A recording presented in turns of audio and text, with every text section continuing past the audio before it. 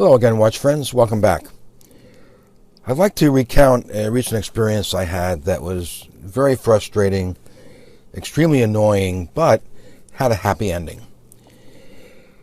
So, I've started collecting modestly, albeit modestly, vintage watches. And I was interested in getting a Girard-Perregaux, which I found on Chrono24. It seemed like a reasonable price.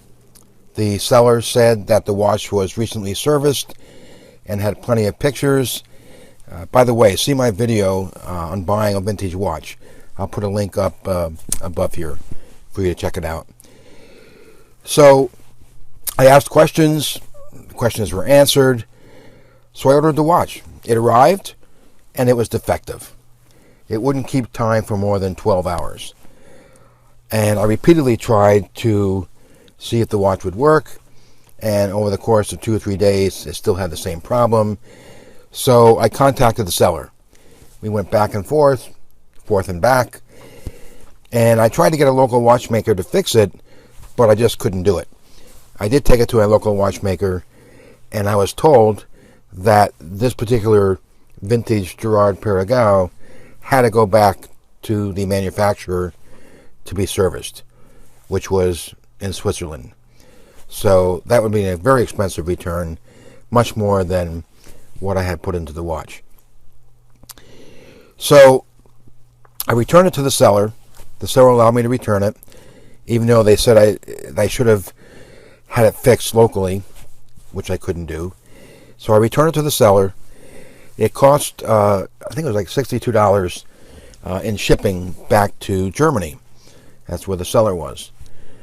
The seller received the watch and said it was a loose screw, and that the loose screw came loose during shipping.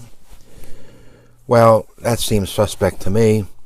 If the watch was really recently serviced, like the seller claimed, how could a screw come loose? And who knows what else could have been wrong with the watch. In any case, I got the seller to refund my purchase price, but they wouldn't reimburse the shipping charge. Chrono24 was no help. I went back and forth with emails with them. And finally, after being frustrated, thinking that I shouldn't be out the shipping charge for someone sending me a defective watch, I finally filed a dispute with my credit card company. And after several weeks, the credit card company issued a credit for the $62. However, when they contacted Chrono24 said, well, we already gave them a refund. Well, they had refunded the purchase price, but not the return shipping charge. So the credit card undid their credit of $62. At which point, I called the credit card company again and explained the whole thing, and I was told that if I didn't get the refund for the shipping, the return shipping charge, that the credit card company would reimburse the $62. Give me that credit. So sure enough, 2 weeks later, I called them back, and they said we were just about to review your case, and right there on the spot, they issued the $62 credit. So I want to give a plug out for Capital One, and I'm not sure if I had used PayPal, if they would have supported me like this. I'm really unhappy about Chrono24. I thought Chrono24 stood behind their sellers.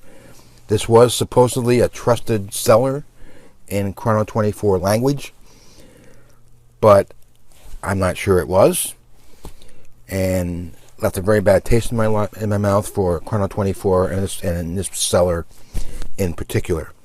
So, just to summarize, don't forget to use a trusted payment source who can support you with any dispute. That's one of the things I mentioned in my video on buying vintage watches. Secondly, you need to do your due diligence. You need to ask questions. You need to get additional pictures. In my case, I did ask for a picture of the movement, which they supplied. It looked great. But even if you do your due diligence, problems can still occur. So, bottom line, for me, it had a happy ending. And you may be wondering what's in my wallet. Capital One, for sure. They definitely stood behind me. Thanks for watching, and I'll catch you next time.